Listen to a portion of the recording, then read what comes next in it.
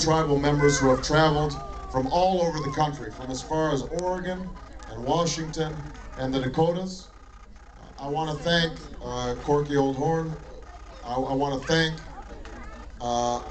most of all, I want to thank my new parents, Sonny and Mary Black Eagle, who are the nicest parents you could ever want to know.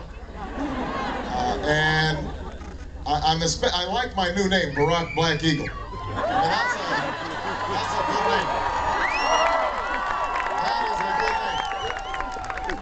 That is a good name. I want to thank Samuel Kahn, my Montana Native American Outreach Coordinator. And I want to thank the Northern Cheyenne, Fort Peck, Fort Belknap, Rocky Boy, Blackfeet, and Flathead Indian Nations, and the Little Shell Tribe, and all the tribes all across Montana and all across the country who've been participating in this campaign. And by the way, I have to say this to the chairman, I only have one wife. So, you know, when he was talking about the gifts to my wives, I want to make sure. I don't want to get in trouble when I get home. I can have new parents, but no new wives.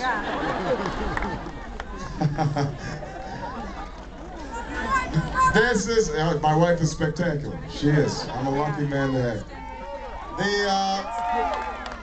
This, I think, is one of the most important events that we've had in this campaign. It is truly a great honor because as I've traveled across the country, one of the things I've made a point in doing is meeting tribal leaders everywhere I go. And the bond that I would like to create between an Obama administration and the nations all across this country, the government-to-government relationship that is so critical, is something that is going to be a top priority under my administration. And I want all of you to know how important it is to me. And I often talk about how the needs of American people are going unmet in Washington.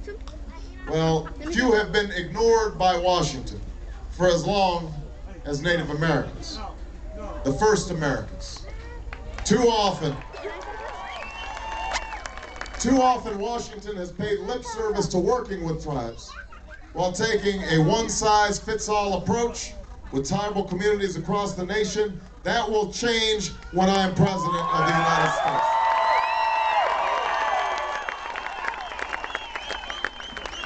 My Indian policy starts with honoring the unique government-to-government relationship between tribes and the federal government, and ensuring that our treaty obligations are met, and ensuring that Native Americans have a voice in the White House.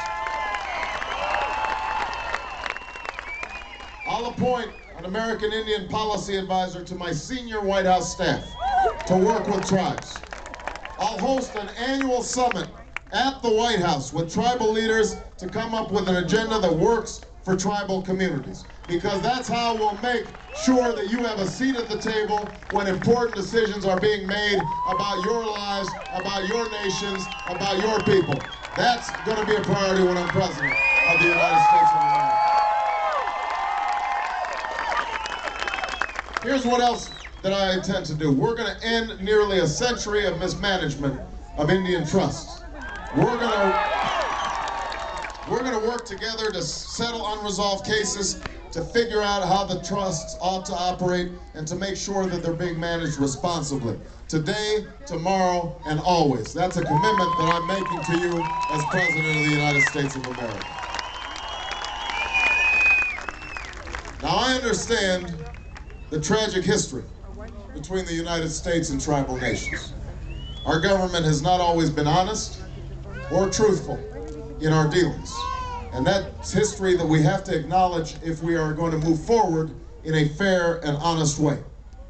Indian nations have never asked much of the United States, only for what was promised by the treaty obligations made by their forebears. So let me be clear. I believe treaty commitments are paramount law, I'll fulfill those commitments as President of the United States. That means providing quality, affordable health care and a world-class education on reservations all across America. That will be a priority when I'm President of the United States of America. That's why I've co-sponsored the Indian Health Care Improvement Act in the United States Senate.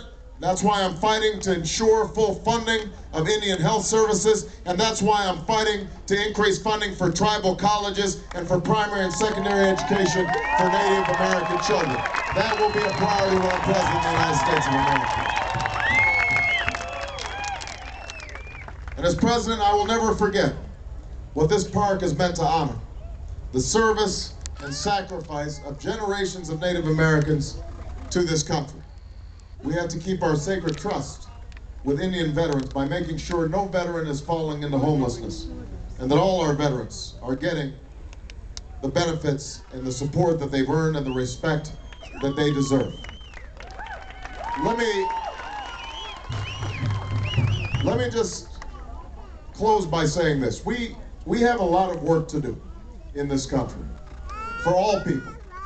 As your chairman said, Black, white, Hispanic, Asian, and Native American.